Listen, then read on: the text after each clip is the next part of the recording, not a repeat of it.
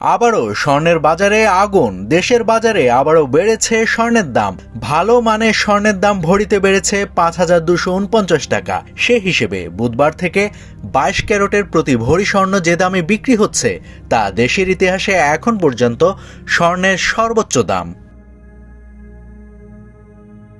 মঙ্গলবার এক সংবাদ বিজ্ঞপ্তিতে এ তথ্য জানায় বাংলাদেশ জুয়েলার্স অ্যাসোসিয়েশন বাজস। তারা জানায় বুধবার দেশের বাজারে প্রতি ভরি ২২ ক্যারেটের স্বর্ণ বিক্রি হবে ২,৪৪,১২৮ টাকায়। এছাড়া ২১ ক্যারেটের প্রতি ভরি স্বর্ণ বিক্রি হবে ২,৩২,৯৮৮ টাকায়। ১৮ ক্যারেটের প্রতি ভরি স্বর্ণের দাম হচ্ছে ১,৯৯,৭৪৬ টাকা এবং সনাতন পদ্ধতিতে প্রতি ভরি ১,৬৩,৮২১ টাকায় বেচাকেনা হবে।